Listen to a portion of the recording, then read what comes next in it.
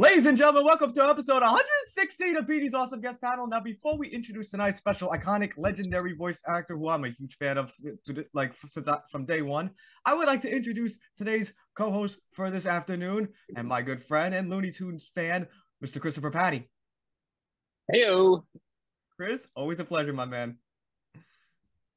always good to be here. And before I introduce tonight's guest star for this afternoon, I just want to read some of his accolades. So this man is not only one of the best and greatest voice actors of all time, he's worked with the Warner Brothers companies for many, many years. He is also a multi-time nominee of both the Primetime and the Daytime Emmy Awards.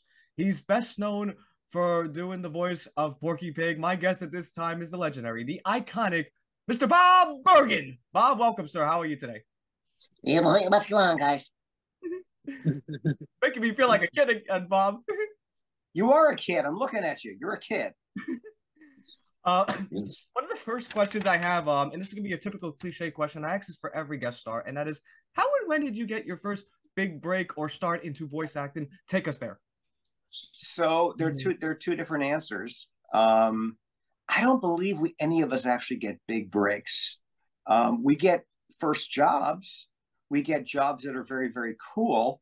And if you're lucky, you work consistently. But man, most actors, even series regulars, may have years in between the next big thing. Broadway actors, the show closes and, they go back to waiting tables until the next big thing. So there really is no such thing as a big break. I've just gotten lucky. I got my first job was a cartoon called Spider-Man and His Amazing Friends back in the early 80s. That got me my SAG card. What's that? Oh, I was just saying, nice.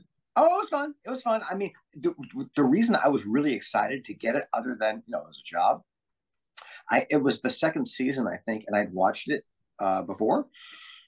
And Stan Lee was the narrator. And I thought, I get to work with Stan Lee. This is so cool. No, he was nowhere near the studio when I worked that day. But I did get to work at my first session with Frank Welker. Got to meet Frank for the first time. I was terrified. I pulled Frank aside and I said, I've never worked before. This is my first job. And I'm petrified. And with every take I did, he would give me either a thumbs up or just that, perfect sign. So he was just a gem on my first job. And then I spent 5 years as a tour guide at Universal Studios to pay the bills. So it really took a solid 5 years from, again, call it a big break, not so much. 5 years from first job to working as a full-time actor. Worked a lot in between. In between, I did the movie Gremlins. That was probably the biggest movie I had done, or I think the only movie I had done at the time. But yeah, it took me about 5 years before I could say, yep, I'm a full-time actor and I can support myself as a full-time actor. And you went on to become one of the legendary names in not only Warner Brothers history, but also voice acting history. Well, you should be my publicist. Thank you. I'd be honored to, like, if that was an opening for me. It works for me. It works for me. We'll talk. I do anything for you, Mr. Bob. I just want to see. I corrected myself there. There you go. There you go. By the way, where are you? I'm in Brooklyn, New York. Oh, okay. Yeah, I'm in El Paso, Texas. Oh my gosh! So Brooklyn, New York. You got great food in New York. You got great Tex-Mex and barbecue in Texas, and I'm in LA, and it's just sushi, I guess. Well, I definitely got a food-related question like later on for you, Bob, and you're gonna love it. Right. I also want to say too, you're in California or no? Yeah. I'm actually visiting California next year. I'm going to Pasadena. Oh, cool. Well, it's about 45 minutes from me. I hope we get to meet one day. Sounds good. Chris, your next question? All right, Bob, do you have any methods or preparations that you do before a particular voice role? You mean for a job or an audition? Well, any voice acting role, I mean. I read the script and I make choices. And the thing is, I don't, the nice thing about voiceover is we don't memorize.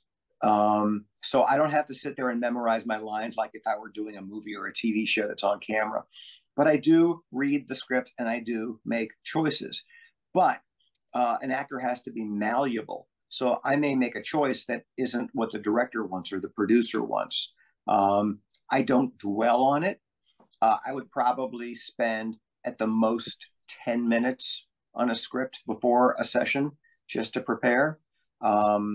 But every script is different. Sometimes all we have is what's called a dialogue script, which is just the lines. Sometimes we have what's called a writer's script, which is the entire script. I prefer the writer's script because I can see exposition, but I'm a victim to whatever they want to send me. But every job is different. You know, if you're doing a cartoon, I'll be really honest. I do a show called Dewdrop Diaries, where I play a hamster named Hammy. And Hammy doesn't speak English. He just makes hamster line noises. So they'll say, you know, Hammy looks nervous. And I'd be like, I'm only reading the scenes I'm in. I don't need to read anything else in the script because I'm not in those scenes. So, you know, every job, prep for every job is very, very, very different. Oh. For a second there, you actually sounded a bit like Meatwad from Aqua Teen Hunger Force. Who to what from where? Meatwad from Aqua Teen Hunger Force. Oh, well, no, that's not me. But it is, I will tell you, it's very close to what I did in The Emperor's New Groove for Bucky the Squirrel. And it's also very close to what I did in the Santa Claus movies where I played Comet the Reindeer. It's just that little bubble voice that you can do. If some people can do this voice. And then you just adjust it for the character. So Hammy was just a very cute little timid hamster. And then you got Bucky the Squirrel, who's kind of a smart ass. And then you got Comet the Reindeer, he's got his own little wacky, zany personality, kind of judgmental. And I added a little guttural. It's all the same. It starts in the same placement in the voice, but you got to change the personality and you got to act. One of the questions I had for you, Bob, I want to get your opinion on this, and that is the raw emotion question. I'm going to put you in a scenario, like if you were doing a voice over role and you were doing one with a fellow co-star, and in the scene it requires you to get into this heated altercation or argument with your co-star that's voicing another character, and this co-star comes up to you and says, Bob, I think I have an idea like how we can enhance the scene and make it believable to the audience, and that way we could sell the story and stuff, where I need you to lambast me and lay into me so hard that you can make me cry in frustration. If you were approached with this type of method, how would you react to it, and what would you say to that said co-star? Do whatever they want. Okay. Yeah, I mean, I'm not a method actor, and voiceover usually happens so fast there's no time to be a method actor. I'm a Meisner trained actor, which means acting is reacting. The problem is today we record most of our cartoons solo. So we don't even have the rest of the cast there to play off of. We rely on a really good director to either remember what the scene partner did, or if we're the first ones to record, to remember what we did. But, you know, a really a good actor is available to anybody's technique or needs on the set.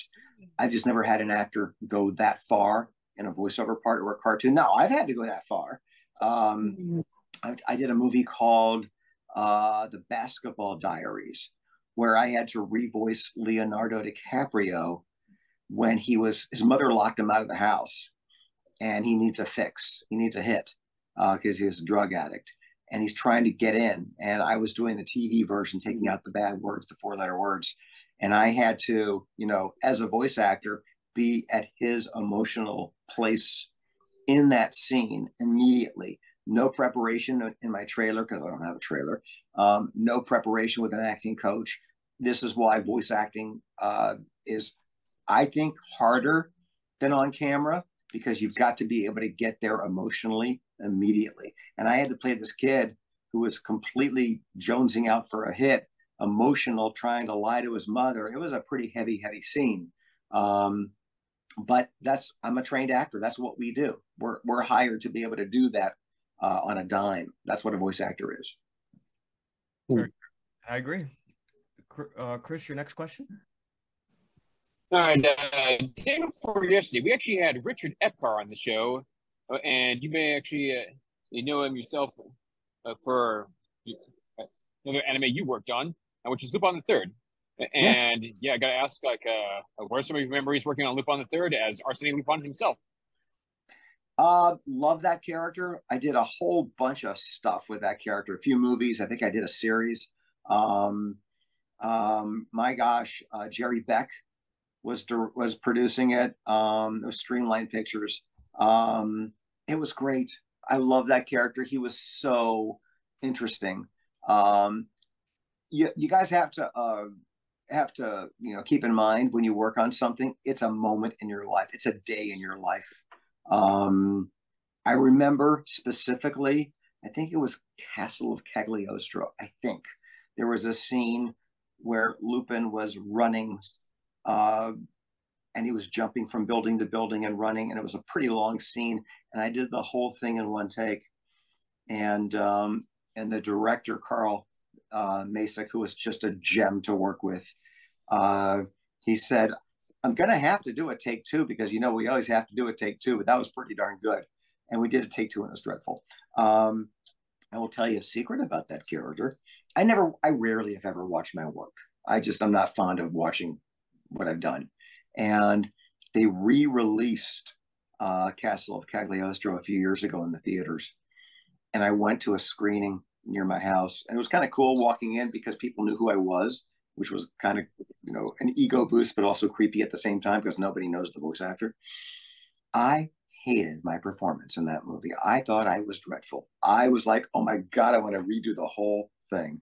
But, that's one of the reasons I don't like watching my work is because I'm too judgmental, I'm too picky. I don't get to pick the takes. I don't get to direct it. I don't get to edit it. So, but I loved working with Carl.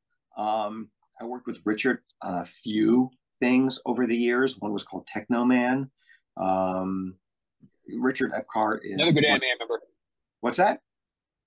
Oh, another good anime I remember, Techno Man.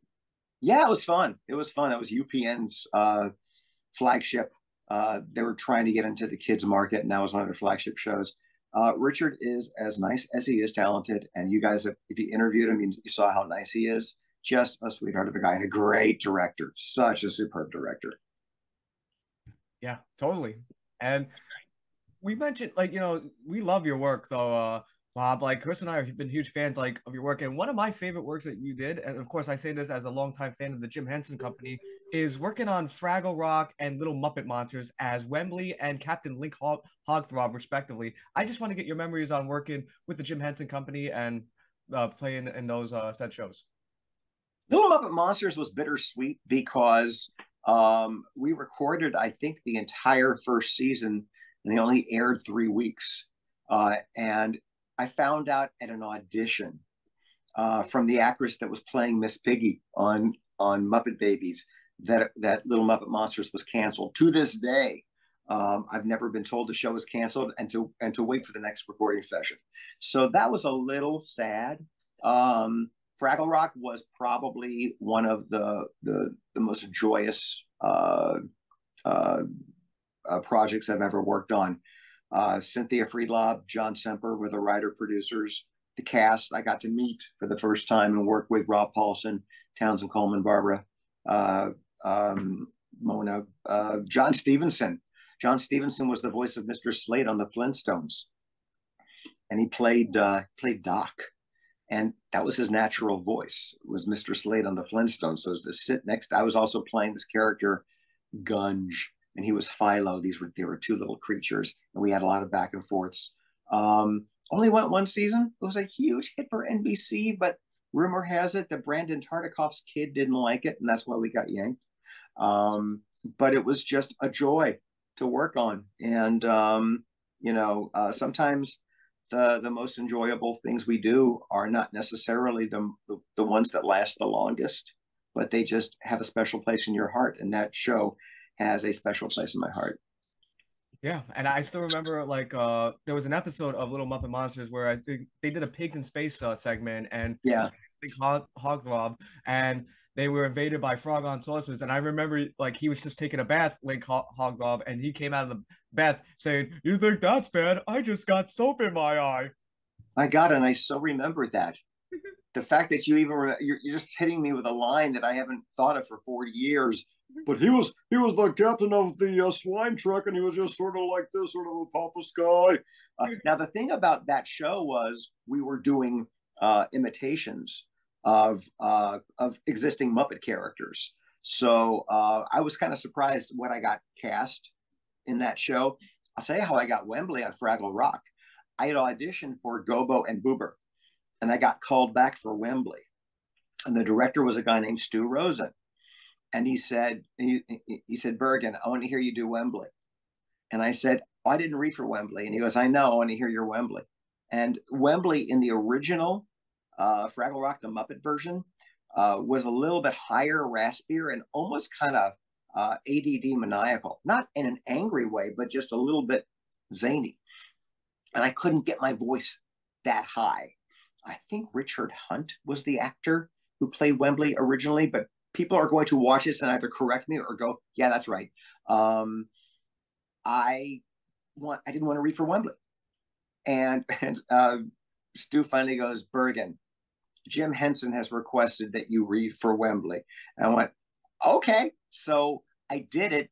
But I totally changed the character. I mean, I'm a little bit more cute because that's how I can do them. And I thought, well, if I don't get him, I won't get him. And I got him.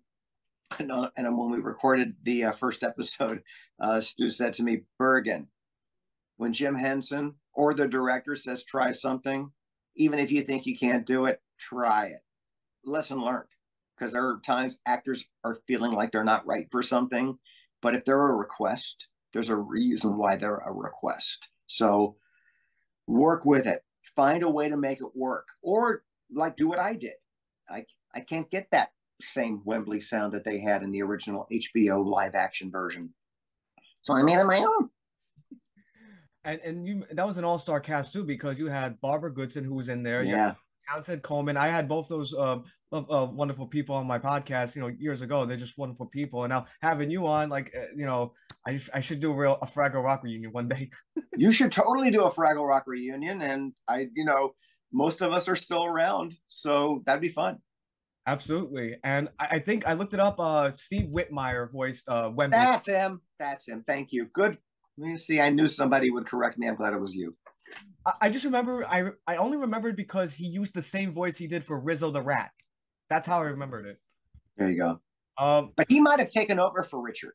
Yes, I believe he did. Okay. Yeah. Yeah, because Richard Hunt actually voiced Miss Piggy before Frank Oz took the voice. Like, because he voiced Miss Piggy in the pilot episode of The Muppet Show, and then Frank Oz went on to do it to this until he retired. Well, from what I understand, it was just the pig. And whoever had a free arm would put on the pig and do it. And there was one Muppet Show episode where Frank had the pig and they were late in starting and she was just having a moment like, I can't I'm not a falsetto. And just having this attitude, and it just, that's her.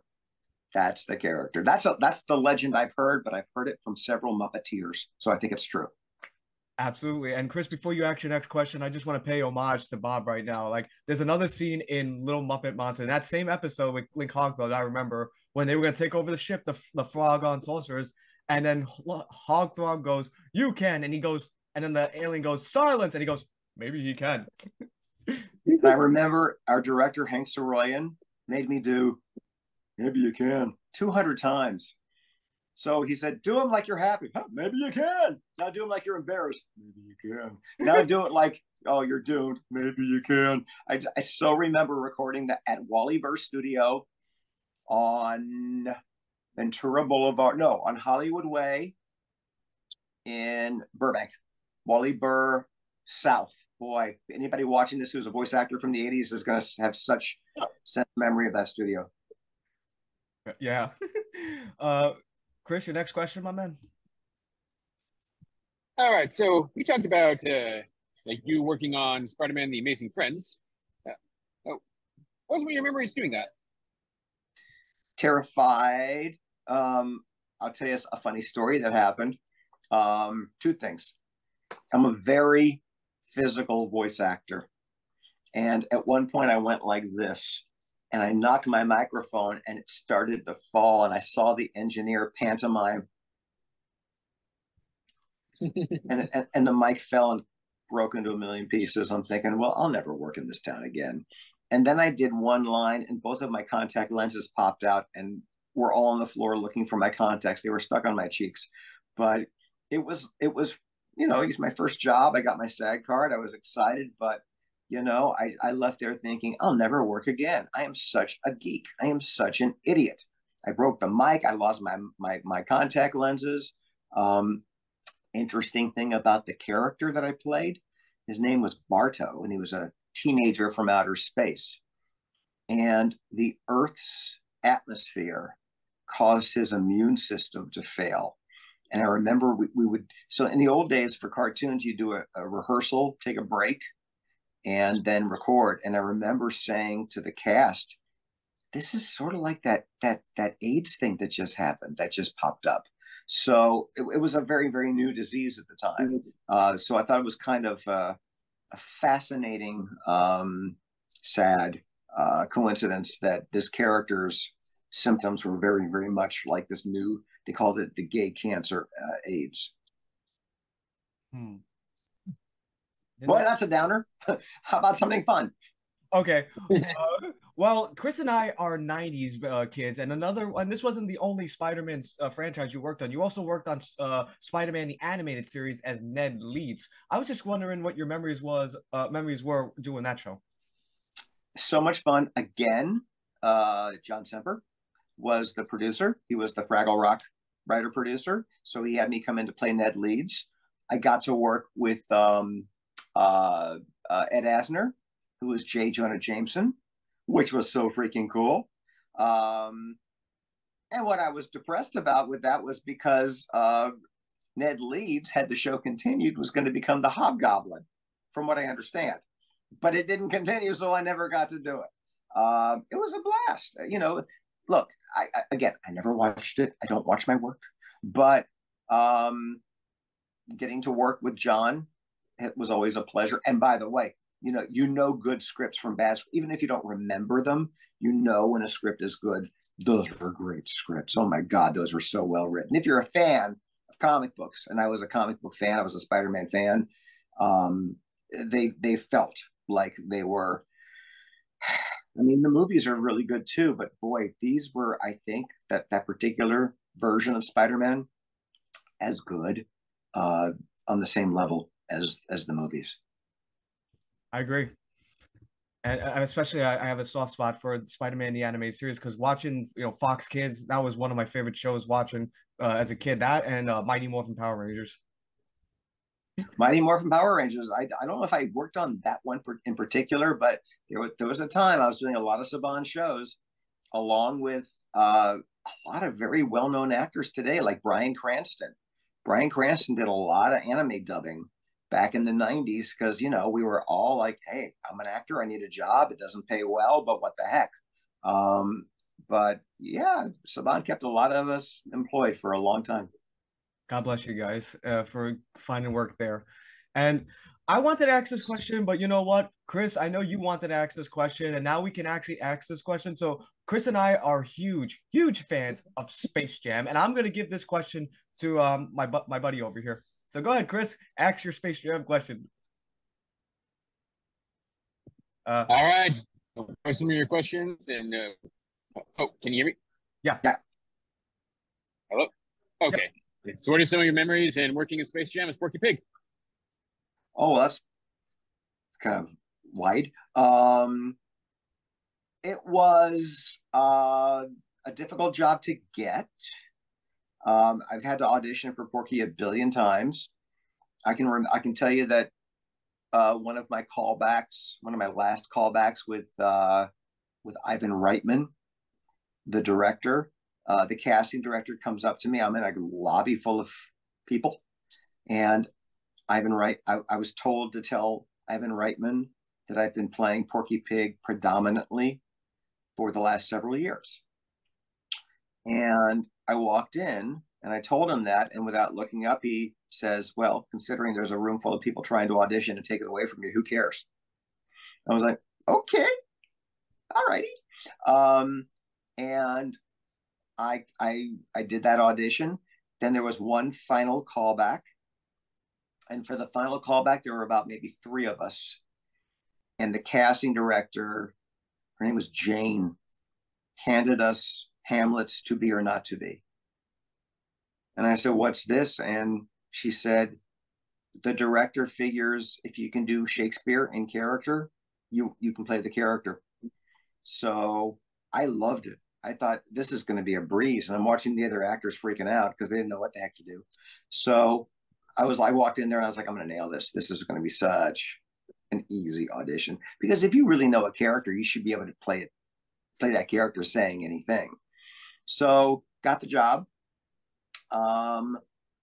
It's like when you do an animated feature, it's like a live action feature. You don't shoot in order. You might on your first day do the end of the movie, and on the second day do the middle, and then you go a month, and then you do the first quarter, whatever. A lot of the film we recorded ensemble. A lot of the film we recorded solo. I was doing Porky and Tweety and Marvin in that, and there were a lot of Tweety is sped up electronically. Most of Mel's voices were sped up. So when I do Tweety, he sounds like this. But when you speed him up, it sounds like Tweety. So we were doing the locker room scene where the characters were all talking on top of each other. And I said to Ivan Reitman, who directed the voices, he didn't direct the on camera, but he directed the voices. I said, Ivan, just out of curiosity, how are we going to isolate Tweety on top of everybody else to speed him up? And Ivan goes, oh, the engineers know how to do that. And the engineer pushes the talk back button and goes, no, we don't. So we had to go back and re-record anything where we were talking on top of each other, which was, I'd say, about maybe 5-10% of the film.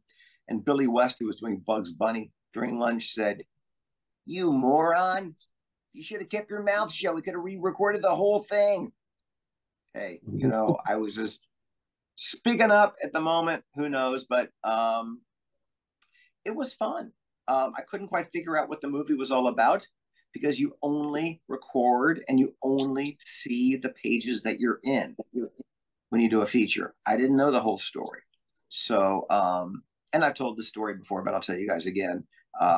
At first, they didn't invite the voice actors to the premiere because when my agent complained about that, the studio publicity people said, well, premieres are only for talent. And my agent's like, what do you think Porky Pig is? So eventually they invited Bugs Bunny and Daffy Duck, Dee Bradley Baker and Billy West. And Dee's wife, Michelle, was nice enough to allow me to take her place. And Dee and I had never been to a movie premiere before. And we're walking up the red carpet at the Chinese Theater in Hollywood. And they look at our little tickets and they go, oh, you guys are in the Overflow Theater down the street. So we sat in the Overflow Theater down the street, which was half empty and mostly secretaries and various accountants from Warner Brothers. And there was an after party on the Warner Brothers lot. And Dee was joking as we were going there, do you think we're at the Overflow party too? Which we weren't. It was a blast. I tried to meet Michael Jordan. His people wouldn't let me talk to him. But, you never know if something's going to be a success or not. Space Jam happened to be a big success. And I've got, I tell you what, I've got you guys. I've got like 16 hours of 3/4-inch videotape of me and us recording that movie. That I was able to get one of the PAs to give them to me. I don't, it's magnetic, so it may not even be good anymore, but it would be so fun to be able to go back and watch all those recording sessions again. And you had many lines, like you dominated that movie, like with lines for Porky Pig and Tweety and Marvin the Martian. One of my favorite scenes that you did in Space Jam is when the monsters were formed, and then one of them goes, "Hey, little pig," boo, and then you go, "Ah!" I wet myself. Yeah, I don't remember if I wet myself was in the script or if it was an ad lib, but I did it in a million different ways. I think I one time I did it as I wet myself. And I remember one I went no, I peed myself. And then I was like, oh, don't watch your step. I mean, I just kept doing different versions of that, and each one was got a little bit more PG-13. So I was actually surprised they kept I Wet Myself in the script. But if you notice, it was a close-up of Porky because he doesn't wear pants, and that would have been very, very unattractive. I agree. It was such a good movie though, and like it was. I actually like. I was wondering like in that scene like when they do the monster mash and they just start destroying the Looney Tunes in the basketball scene. You let out this scream. Like I was like I felt bad because like I didn't know if you threw out your voice doing that scream when Porky got smashed between two monsters. I still remember that scene. Oh, watch new Looney Tunes. Watch Looney Tunes cartoons. Porky screams a lot. And since COVID, I've been recording here in my home studio. There are times where I literally open my booth door and step outside because my screen's pretty loud. Nope, doesn't hurt me. But I do ask. This is something technical that if anybody is interested in doing voices for cartoons, it's very professional and nothing wrong with saying to the director, "Can we save the screams for the end of the session?" So that way you save your voice while you're recording. Because God forbid you scream to the point where you do get a little hoarse, lose your voice, and you got another 20, 30 pages to go. So actors, speak up. You got to keep your vocal cords healthy. Amen. And one of the shows I loved you in, I believe you were Porky Pig in this one as well, right? Duck Dodgers. And my favorite episode will always be the Tom Jones episode. And I just want to get your memories of doing Duck Dodgers. And were you able to get to meet Tom Jones when you did the episode? No, because Joe Alasky was Dodgers, Daffy Duck, and I was Cadet Porky Pig. When they had guest stars in, oftentimes they recorded by themselves because Joe and I had so much dialogue just for time and to make sure that they can get the performances out on us or out of us. They oftentimes did not. I did work with Ed McMahon. I remember that. Oh, I got to work with Quentin Tarantino. That was cool. He came in wearing a Fred Flintstone shirt, and he was like a little kid at Christmas, jumping up and down, literally jumping up and down and clapping. He goes, "Oh my God, you're Daffy Duck, you're Porky Pig. This is so cool." And I said to him during a break, I said, "Just want to make sure that you're Quentin Tarantino, and you've had a pretty good career." And he goes, "I know, but nothing like this." It was actually kind of charming. That's incredible. And another show that Chris and I were fans of was Tiny Toons Adventures. And you were definitely in this. And I was just wondering what your memories were working on Tiny Toons Adventures as Porky Pig, but also working with Don Messick, the late great Don Messick, who played Hampton J. Pig. That was my first job doing Porky Pig. And I had just come from, dozens of auditions and callbacks, guided by an amazing casting / voice director named Andrea Romano, who also directed that show. So it was lovely to see her there. I was doing Porky and Tweety at my first session, and June Foray was there doing Granny. And June was a friend. I'd known her since I was 14. She was actually a neighbor. So to have June there doing Granny to my Tweety was terrific. Don Messick was an interesting guy, very talented. I mean, I'll go so far as to say brilliant, but incredibly shy. I tried to strike up conversations with him, but his natural voice was like Mr. Ranger, Yogi Bear's Mr. Ranger. I said, "So Don, I'm a great big fan. Can you tell me any stories of, working with Dawes because I studied with Dawes?" And he'd be like, "Oh, Dawes is wonderful, and I loved playing Boo Boo and Mr. Ranger," and that's all I got from him. He just wasn't that. The guy was also Scooby Doo. So I really wanted to get just to know him well. I never got a chance to, not really, and everybody else I did. I got to know June very well, Dawes very well. What's that? Tress MacNeille. Tress I got to know not as well. She's not as Tress has had a career doing The Simpsons for the last 30 plus years. So I actually think I met Tress when we were on strike in the 80s on the picket line. That's where I got to know her. And she's delightful. She's an adorable, talented, wonderful person. But, we don't all like, go to dinner, things like that. I haven't seen Tress in a million years, but if I do, I can guarantee it's going to be a hug fest because it's been too long. It was just an all-star cast. I mean, you had Charlie Adler on the show. You had Tress MacNeille, yourself. I believe Jeff Bergman was on that show. And I always said that you and Jeff should team up and be the Berg Bros because you guys do so much Looney Tunes stuff, and I'm just a big fan of like everyone that was part of that cast. I mean, John Kazier, who did Tales of the Crypt, went on to do Tiny Toons. I believe he replaced John Kassir. Yeah. I will tell you that over the 30 plus years I've been doing the Looney Tunes franchise, it's been Greg Burson, Jeff Bergman, Bob Bergen. There's a little pattern going on here. Jeff is, I will call Jeff one of my dearest friends. Love him to death. He went a big chunk of time where he wasn't part of the franchise and got to come back when we did the Looney Tunes show. And he's a delight. And I've been working with him consistently since then. I agree. Chris, we got to get Jeff on the show one day. Absolutely. If we can make it happen, man. Let's do it. And Chris, what was your next question? So what were some of your memories doing the Skylander video games as Wyndham? Not many. I can tell you that I remember working with Keith Farley, who was the director, who is quite possibly one of the greatest directors on the planet. I call Keith what's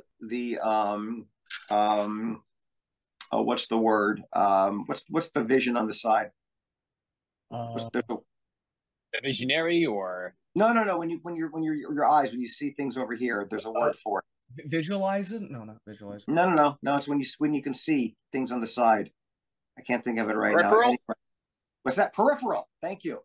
I call him the peripheral director because I was in a booth looking at the script, and he was through the glass over here directing me, but he pantomimes your lines. And peripherally, I could watch him pantomiming my lines, and that's how I connected with what he wanted as a director for what I was doing.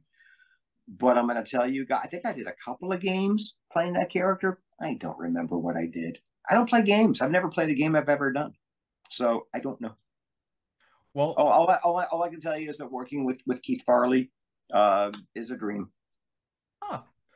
Before I ask the next question, Bob, I just was curious to know because I had two voice directors on the show who are also voice actors too. I was wondering if you ever got to be directed with them or work with them personally, and that was Pat Fraley and Sue Blue. Oh yeah, Sue Blue and I did a show called Aladdin back in the 90s, and Sinbad. But I said Aladdin because it was like Aladdin. It was, just that sort of like character with a love interest, and there was a song. I'll tell you a memory from Sinbad. I played Sinbad, and Melissa Disney played my love interest. I don't remember her name, but I always called her the Sinbad. I don't remember the character's name. And Jim Cummings was also in that. And after we recorded the very first episode, this guy came in and he put sheet music on our music stands. And I said, "What's this?" And he said, "Oh, you have a song with every episode, sort of like A Whole New World in Aladdin." And my song was always with Melissa. And I said, "Okay, you guys, I don't read sheet music." And they're like, "Oh, well, that's okay. We can teach it to you." I said, "You guys, I'm a lousy singer." And they said, "Oh," I said, "You did not audition me to sing for this part." So Melissa, she's kind of like, gave me this "I've got you" sort of thing. And because we had to harmonize together. I can't harmonize. I don't have good ear. So between Melissa and Sue Blue, who's one of the world's greatest, most patient directors, the best directors are actors. And it's not a coincidence that Susan Blue, Charlie Adler, Mary Elizabeth McGlynn, I mean, these are actors, and a good actor can direct a good actor. I loved Sinbad. That was great. I think I worked with Sue on one of the American Tail movies. I worked with Sue a lot. Who was the other one you mentioned? Pat, Charlie? Pat Oh, Fraley. Pat Fraley. Oh, I worked with Pat as an actor. I've never worked with Pat as a director, but I've worked with as an actor many times.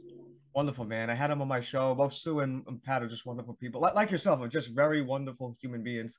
I And think you're not gonna find many jerks in the world of voiceover, especially animation. Most of my collective uh, colleagues really nice, I really nice, generous people, fun. Don't take it for granted. My God, we're so blessed to be able to do what we get to do. Why not?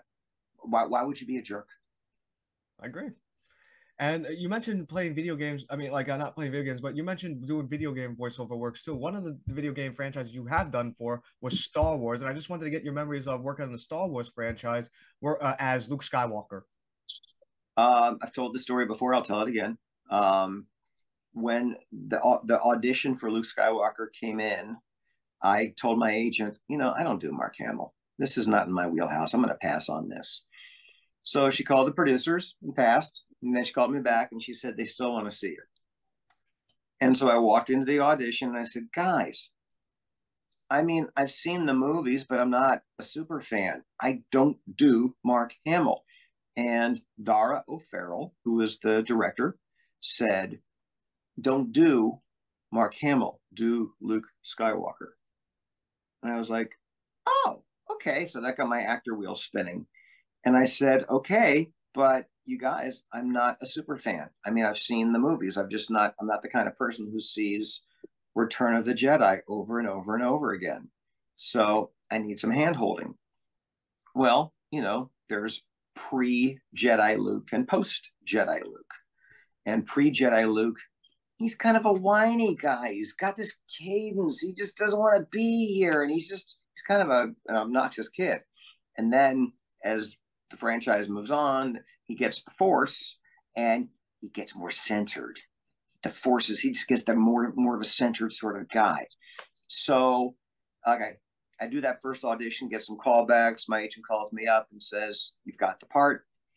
And I said, before you tell them yes, do me a favor, call Mark's agent and make sure that I've got his blessing to do this. Because every once in a while when they audition for a character that other people do, they're auditioning other people because it's a negotiation and they don't want to pay the original the money. And I was not going to take a job if he was going to turn it down because they weren't paying him enough, because as far as I was concerned, they can't pay him enough. He is Luke Skywalker. And also I want to make sure he knew this was going on. So what I found out was that it was a time in his career he wanted to distance himself from the franchise. So he didn't want it. That's why I did it. So, and it was fun. I did a bunch of games. I did the Star Wars Robot Chicken specials. Fun character. Really enjoyed the character a lot. And Chris mentioned we had Richard Epcar on the show too. Like the irony, of you guys are similar because you both played you played Mark Hamill characters. He played the Joker in a Mortal Kombat game. You played Luke Skywalker in the Star Wars video game franchise. I was just curious to know, what was Mark's reaction to? Did you get to get a reaction from Mark Hamill? Yeah, a couple of times. He kind of forgets that the first time we were on a panel together at Comic-Con, and Mark Evanier. So we were on two tiers. I was sitting below, and there was another group of actors sitting up above, and Mark Hamill was up there. And Mark Evanier, the moderator, says, so I want to ask Bob a question, because I don't know if you've ever talked about this with Mark, but you've voiced Luke Skywalker. And Mark goes, you what? And it was like, oh shit, is he really upset? No, he wasn't upset. It was just for the audience for the moment. The thing is, we've touched upon it, he and I. He's just the nicest guy on the planet, He's such a sweet, sweet person. Generous. I'll tell you a quick Mark Hamill story. I was at a studio in Bergen called Salami, where we record a lot of cartoons. And Mark was there with a whole bunch of kids signing stuff. I think it was like a Make-A-Wish thing, I think. And the kids left, and Mark says, what are you here for? I said, we're doing a Looney Tunes project. And he goes, oh my God, I'm dying to do a Looney Tunes project. I said, really? He goes, yeah. I said, all right. So walked into my booth, and there was my producer, Matt Craig. And I said, Mark Hamill's in the lobby. He's dying to do a Looney Tunes project. And he goes, really? That's so cool. And our director, Colette Sunderman, knew Mark. So they wrote him a part. Damn it, Porky wasn't in that episode. I was so pissed because it would have been so much fun to have been able to record a Looney Tunes something with Mark, but it did not get to happen because I wasn't in the show. I'm sorry to hear that. Me too. And Chris, before you ask the next question, I'm actually gonna give you a shout out, buddy, on this one because you played Tweety, Bob, in Looney Tunes. I was curious to know, like, what was it like working on Tiny Toons, working with the student of Tweety and Sweetie Bird, who is actually voiced by Chris's favorite actress, Candy Milo. I don't think she was in my session. Oh, she was in the series, but I'm not sure if she was in my session. I can tell you how I met Candy, and she's also somebody I call a very dear friend, love her to death. So Candy, we were doing a Tiny Toons album, and I remember it was me and I think Jeff and Michael Bell was there, and Candy was coming in later, but she was standing outside the booth, like waving at everybody through the glass. This just exuberant. I mean, Candy is a force. She's just got this amazing personality, and I'm thinking, holy cow, what is that? I want to take whatever she's taking. That energy is intoxicating. And I remember Michael Bell must have met her for the first time that day too. And he walked outside. He goes, honey, you got to come out of your shell. I'm a little worried about this shyness. She's a dream to work with. And, we didn't actually work in sessions together for the latest Space Jam movie. And we didn't really do many sessions together in Looney Tunes cartoons. We did do a few sessions together because I did Tweety to her granny in New Looney Tunes, but she's brilliant. I mean, she's doing a lot of stuff June Foray did, and boy, June is looking down, I can guarantee, really proud. I loved her work too. And Chris, I gotta ask before you ask your question, how do you feel about this? Like, because you love Candy Milo. I mean, yeah, it's definitely like good to hear that she is indeed one of the warmest people you could probably work with. And it's a shame that we haven't had her on our show yet. And I don't know if you can actually help us out with that, but if you can, please, we would love to have her on. I can't guarantee a thing. I can guarantee I can ask. Very much appreciated, sir. Like, I tried one time, and her agent, this was I think 3 years ago. Don't go through agents. Don't ever go through agents.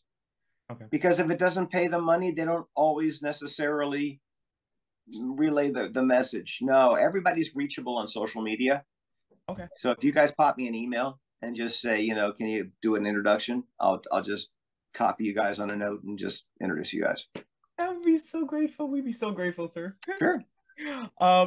Chris, your next question. Do you much prefer playing the hero or the villain? I don't care.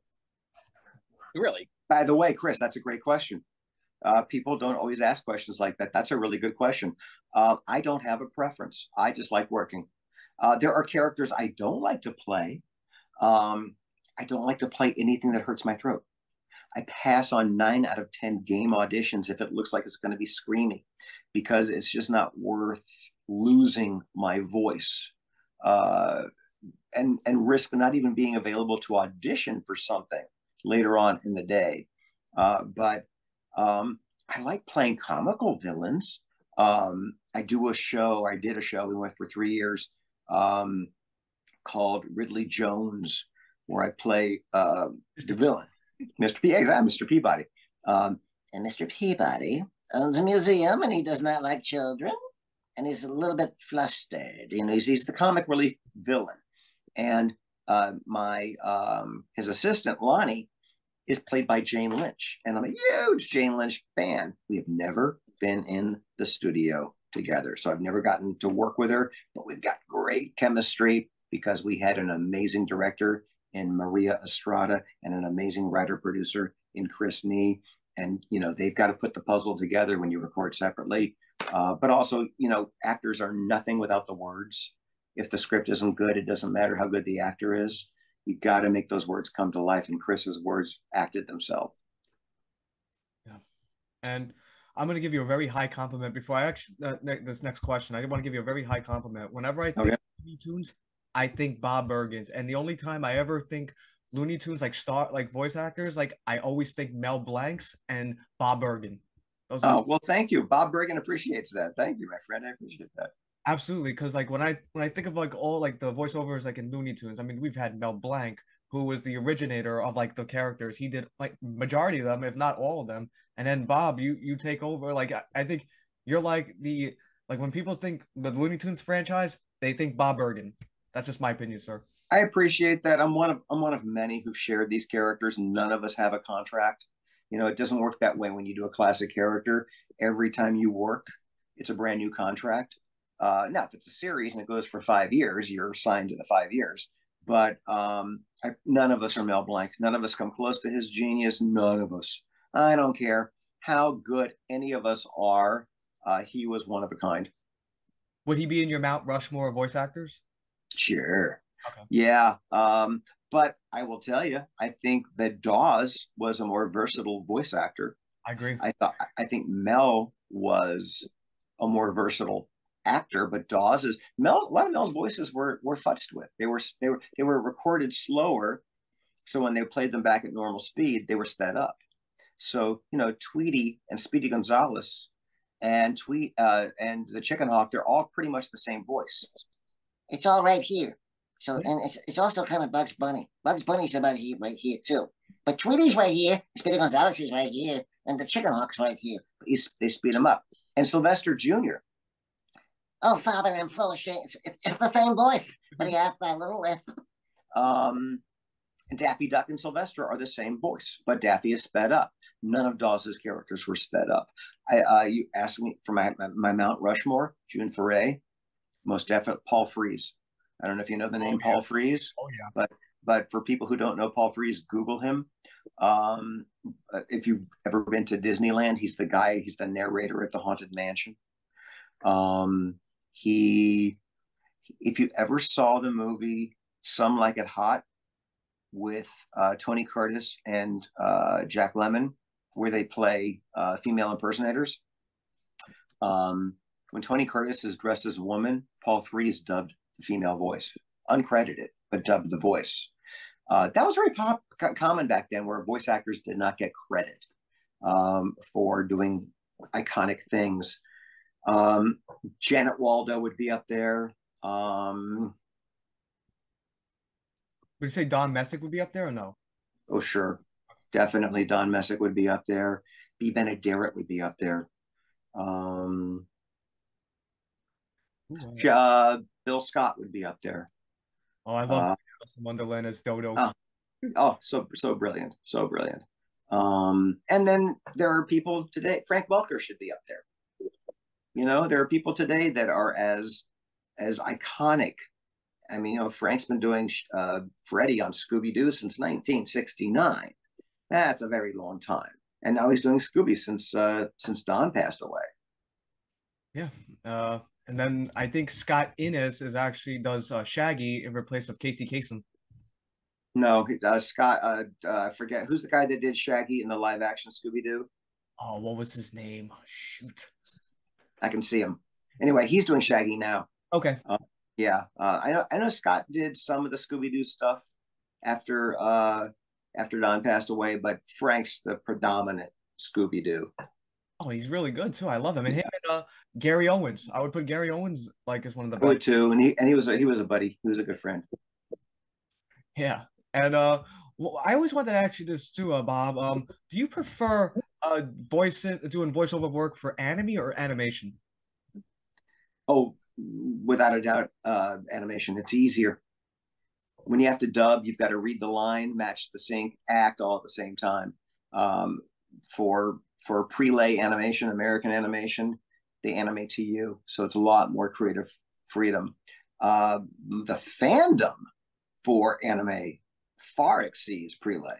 I mean, when I go to fan convention, I used to not bring anything from anime that I did for signings because I'm like, well, whoever saw Spirited Away, whoever saw, Techno Man or Cagliostro, boy, was I wrong. So yeah, the anime fans are amazing.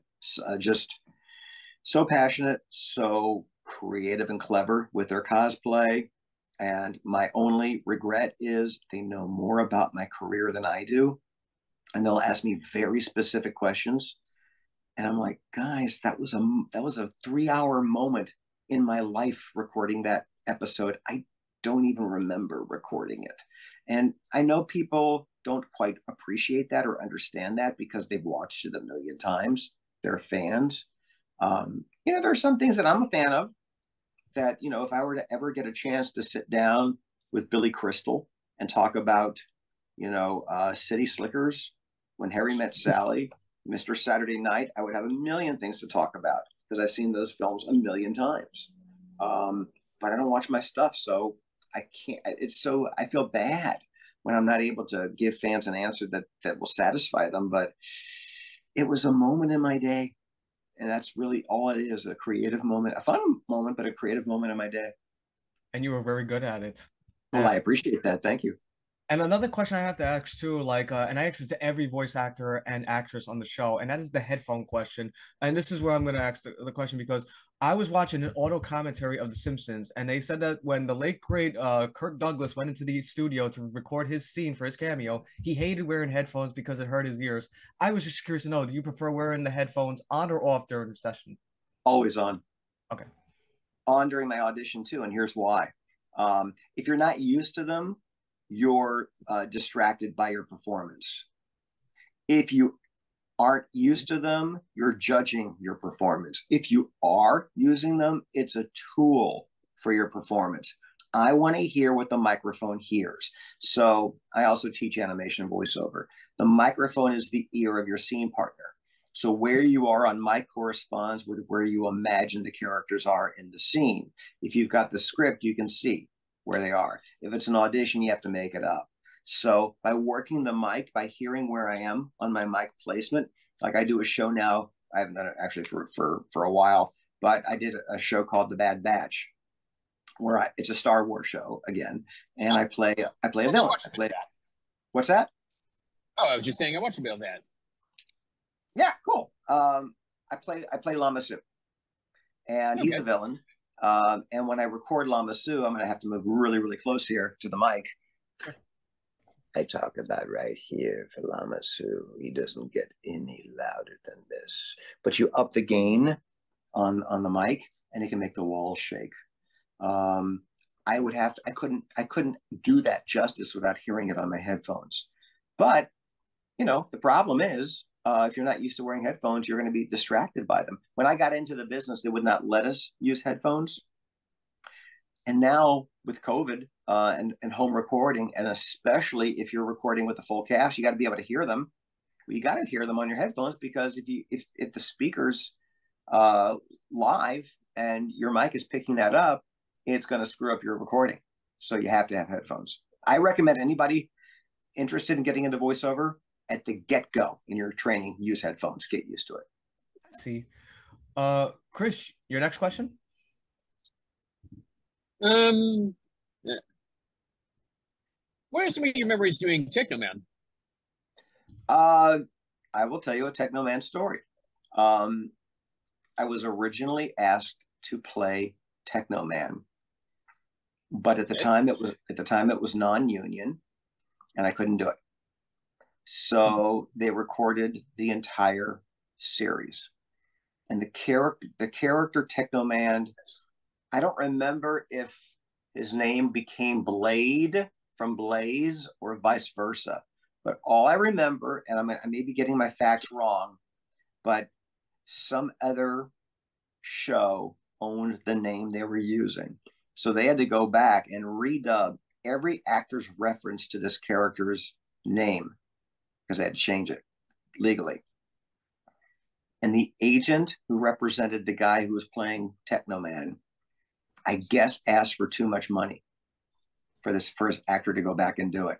I get a call like at midnight one morning from the director. Can you do this? I said, and he told me what was going down. I said, well, what was his agent asking? And he goes, an exorbitant amount of money.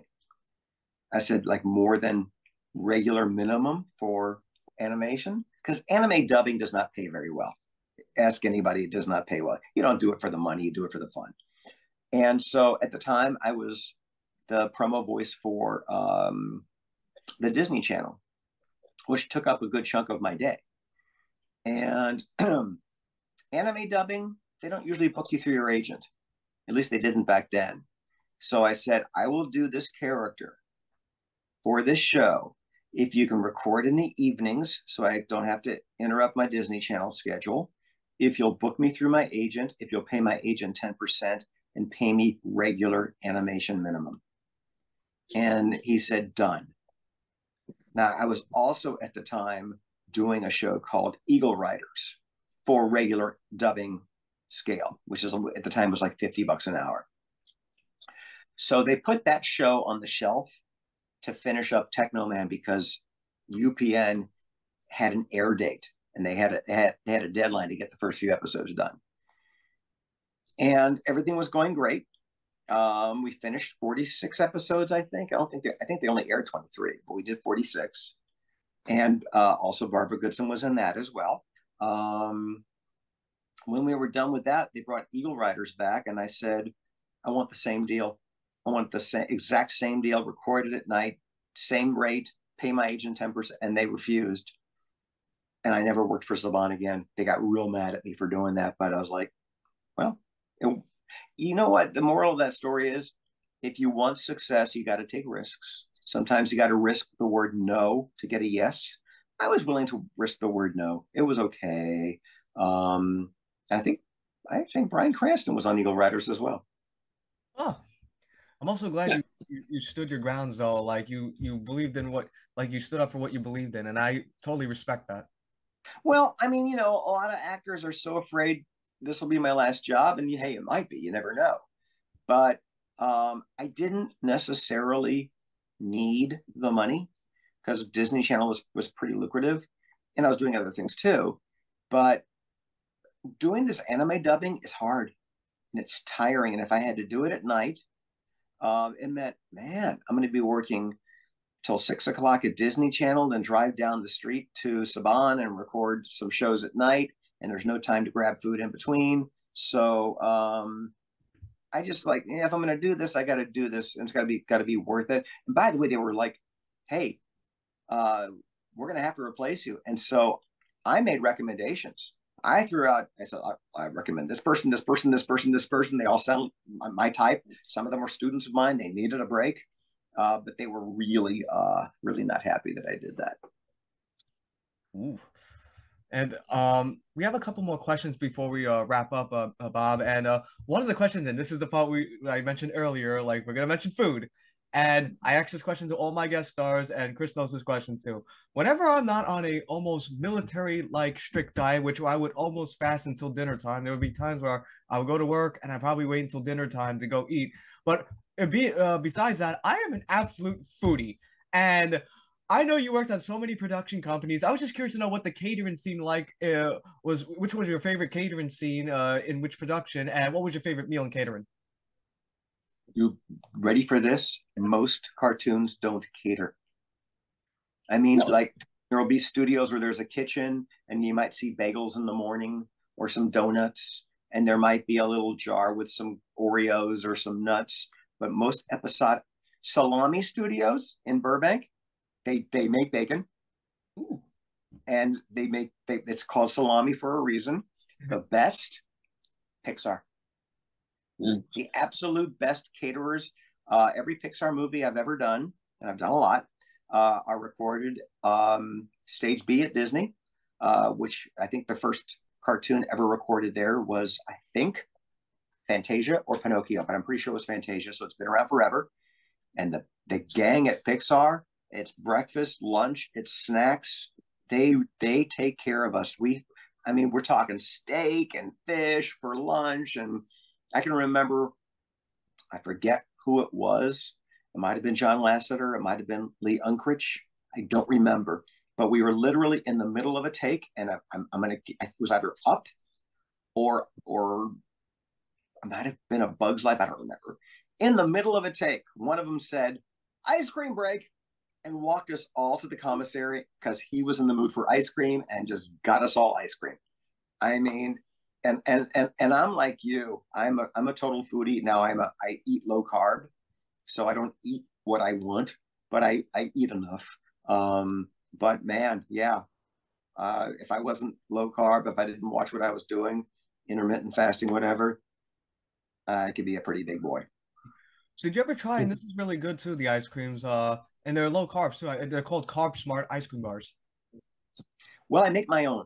Oh, So I churn my own ice cream. I've got, mocha almond fudge and mint chocolate chip and praline and cream, and they're all sugar-free, low carb. So I'm not a big fan of purchasing low carb products because I find a lot of them aren't what they say. yeah. I baked 2 loaves of bread this morning before we started talking. So, but if you're going to do low carb keto, which is what I do, you got to like to cook.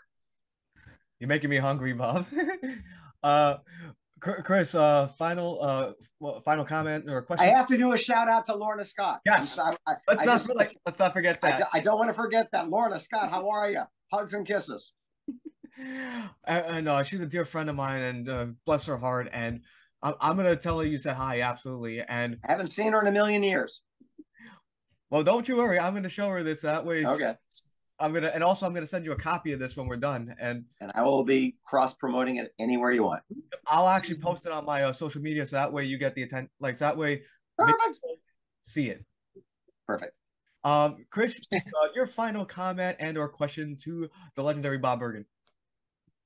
Well, okay. Although you probably never actually you worked in this video game franchise, you used to work in Lupin the Third, and the director, Hideo Kojima, of the Metal Gear series, it was actually a big fan of Lupin the Third, and he actually based the main character, Solid Snake, on Lupin's character, at least in like many of the flirtatious aspects of him.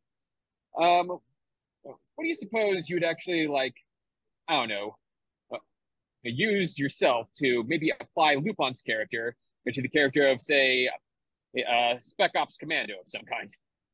I don't know, because I don't know the franchise or the character you're talking about, so I can't even relate to it because I don't know it. I wish I had a better answer. I feel like I'm failing you.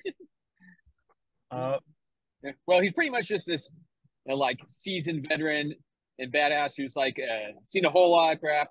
And he's just a gruff anti-hero of sorts.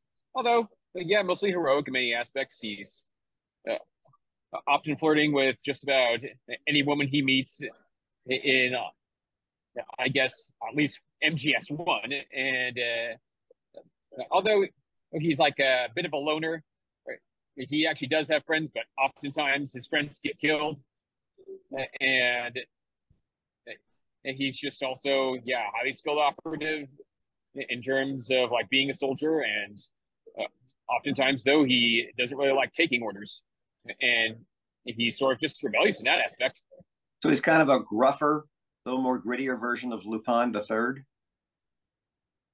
Yeah, but still flirty. All right, so give me a line. I never thought I'd see an analyst in like engineering to be so cute or something like that. I never thought an analyst in engineering could be so cute. This is actually, yeah. Okay. All right. Well, Lupin sounds like me. So this guy sounds like he's a little grittier, so I'd give him a little grit. Hey, I never thought in engineering. What was the line again? I never thought. Engineering analyst. Yeah. An engineering analyst, it would be so cute. Hey, I never thought an engineering analyst could be so cute. Wow, that was incredible.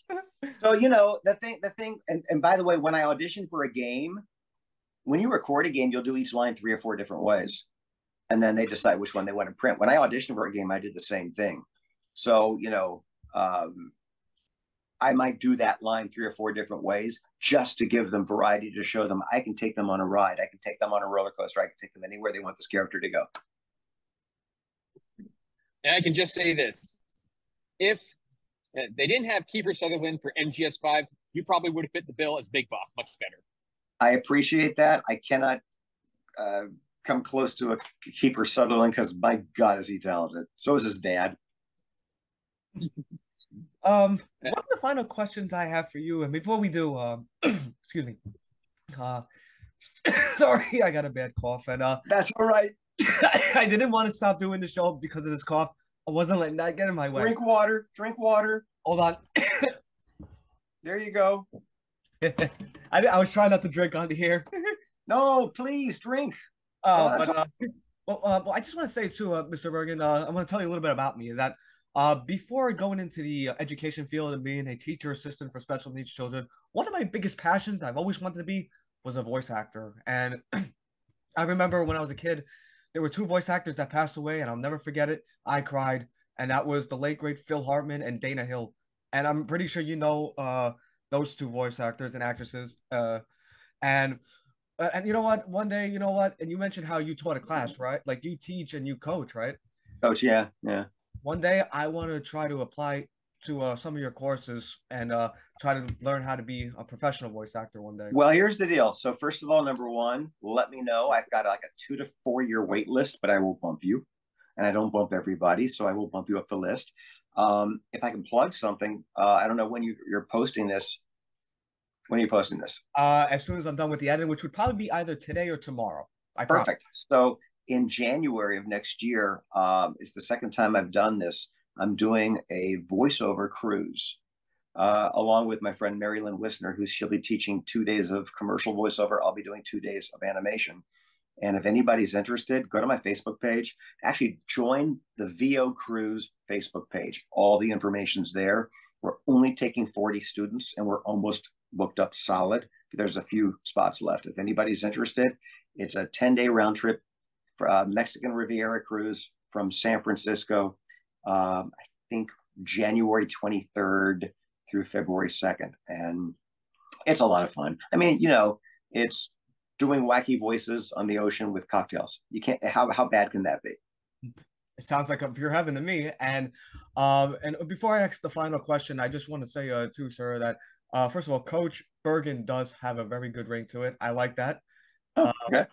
And I just want to say as well, like you mentioned plugin, like that was actually going to be my last question, which is basically what's next for Bob Bergen. And this is the part where my show is an open forum. You could say, promote, hype anything as much as you want right now. I am passing the proverbial microphone to you. The floor okay. is yours. Actually, the cruise is the one thing I wanted to promote. Other things I can't talk about because of NDAs, but lots of stuff is on the air that we're done. I mean, Ridley Jones is on the air. Dewdrop Diaries is on the air. Oh, I'm doing Spidey and His Amazing Friends, which is a preschool Spider-Man show. I play a robot. Bad Batch is probably on still somewhere on, I think, Disney Plus. It's lots of stuff. I mean, lots of stuff. And if people want to join my Instagram page, I've got like dozens and dozens of like 1-minute tutorials, voiceover tutorials, all free. Just, whatever pops in my head, I just get in between auditions and jobs and just, I want to talk about agents. I want to talk about marketing. I want to talk about audition technique, yada, yada, yada, whatever. Awesome. And I just want to say 3 things before we wrap up. One, like I studied the works of like yourself. Like you can give me a list of if you tell me to list 30 voice actors, I can give it to you. Like I could say Jim Cummins, Rob Paulson, Maurice LaMarche, Seth Green. I would say Jeff Bergman, Glenn Bennett.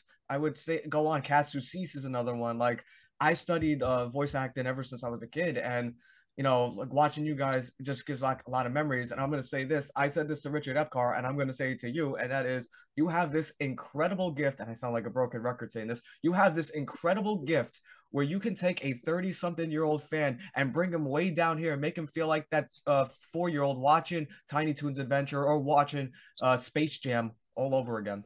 No, I appreciate that, my friend. I will tell you that I get it because I was that kid watching Saturday morning cartoons with a bowl of Captain Crunch on the living room floor of my parents' house. So when I got to meet Dawes for the first time and June Foray for the first time, and I got to meet Mel Blanc, I was the fanboy. I was the kid going, oh my gosh, I'm reminiscing of. I was studying with Dawes for off and on for 10 years, and Dawes was Yogi Bear, Huckleberry Hound, Snagglepuss, the Funky Phantom, Quick Draw McGraw, Elroy Jet. Peter What's that? Peter Potamus. Peter Potamus, exactly. So as much as I enjoyed studying with Dawes, and he was a brilliant teacher, I was still the geeky fan, watching the master give guidance to me, thinking maybe someday I will get a chance to do this for a living. But right now I'm having a pretty darn good time with Yogi Bear teaching. And that's incredible. And I look forward to like one day like learning from you, like, and especially the courses that you teach. And cool. What I definitely want to say too before we conclude, this is like broken record. I'm sorry, I'm just nervous because like you mentioned being a fanboy. I can honestly say to you, Bob, that I felt like that fanboy, like, and watching all the voice actors and actresses growing up, just looking up to you guys. And I'm not gonna lie, I did look up to you and Billy West, like you name it, like all those voice actors in the '90s, like because I always wanted to be a voice actor myself. And one thing before we conclude, and I feel like you deserve this, and for all the work you've done, and Chris and I want to show our appreciation for thank you for not only this amazing interview, but the moments you gave us watching, like as us kids growing up watching Looney Tunes, Space Jam, and that is thank you, Bob. Thank you, Bob. Thank you, Bob. Thank you, Bob. Thank you, Bob. And this is the part where I would usually conclude the show, but I would love to hear Porky Pig conclude this show. Can we get that? Yeah, why not, guys? I had a lot of fun, and that's all, folks. Thank you so much, Bergen. Like, it was such an honor to interview you, and I'm going to send you a copy immediately when this interview is done. I promise. Perfect, my friend. Have a great night, and I will see you soon, sir. And I hope we meet next. Take care, guys. Thank you. Take care.